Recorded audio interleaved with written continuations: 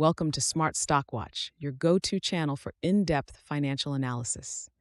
Today is December 20th, 2024, and we're diving into the latest earnings report from Winnebago, a leading manufacturer in the outdoor lifestyle products sector.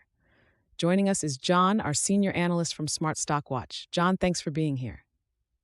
Thank you for having me.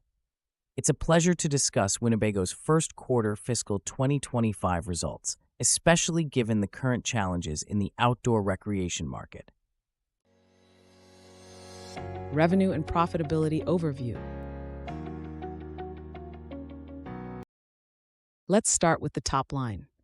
Winnebago reported revenues of $625.6 million for the first quarter of fiscal 2025, which is an 18% decrease compared to last year.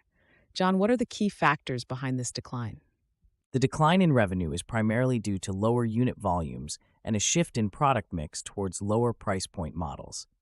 This has been a challenging quarter for Winnebago, with gross profit also decreasing by 33.7% to $76.8 million, reflecting a gross margin of 12.3%.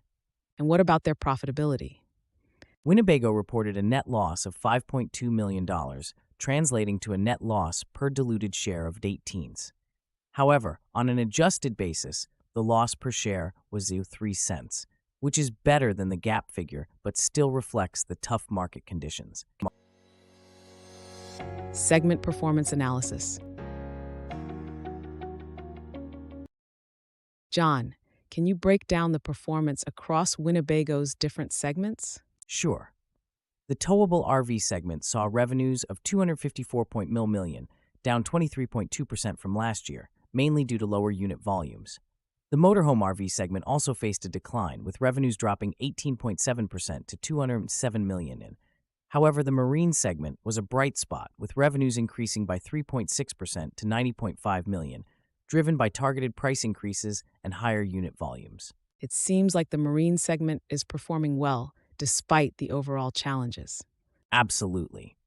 The marine segment's growth is a positive indicator, showing resilience and effective strategic pricing, which helped improve their adjusted EBITDA margin by 110 basis points to 9.3%.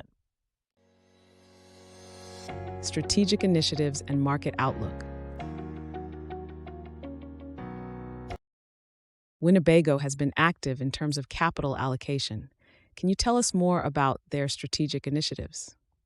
Winnebago repurchased $30 million worth of shares in the first quarter, demonstrating their commitment to returning value to shareholders.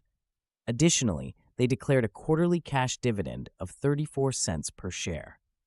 These actions reflect confidence in their long-term growth potential, despite current market challenges. And what about their outlook for fiscal 2025? Winnebago reaffirmed their revenue guidance for fiscal 2025, expecting between $2.9 billion and $3.2 billion. They've narrowed their EPS guidance range, maintaining the midpoint, which suggests a cautious but optimistic view of the market recovery in the latter half of the fiscal year. CEO commentary and future prospects. What insights did CEO Michael Happe provide regarding the company's future prospects? CEO Michael Happe emphasized the importance of disciplined production, effective cost management, and targeted investments in new products and technologies. He acknowledged the challenging market conditions but expressed confidence in a market recovery in the second half of fiscal 2025, supported by their strategic initiatives and strong financial foundation. It sounds like Winnebago is positioning itself well for future growth. Indeed, their focus on refining product content and features to meet consumer preferences, along with maintaining a healthy balance sheet, positions them well to capitalize on the anticipated rise in demand as the RV and marine markets enter the spring selling season.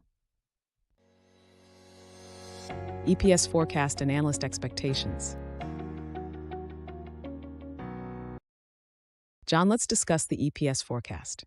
Analysts were expecting an EPS of 16 cents, but the actual adjusted EPS came in at a loss of 0.03 cents. What does this tell us? This significant miss of 19 cents below the forecast highlights the challenging environment Winnebago is navigating. The subdued consumer demand and cautious dealer network have impacted their ability to meet expectations.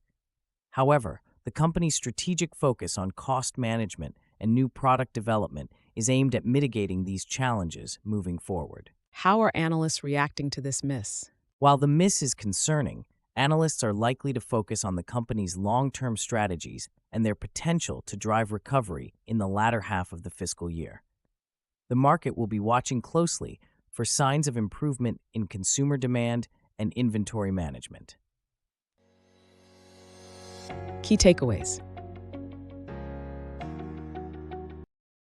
To wrap up, Winnebago's first quarter fiscal 2025 results reflect the challenges in the outdoor recreation market, with a notable miss on EPS expectations. However, their strategic initiatives and strong positioning provide a foundation for potential recovery. Thank you, John, for your insights. Thank you for having me. It's been a pleasure discussing Winnebago's performance and outlook. Thank you to our viewers for tuning in. If you found this analysis helpful, please like, share, and subscribe to Smart Stock Watch. We'd love to hear your thoughts on Winnebago's performance and future prospects in the comments below.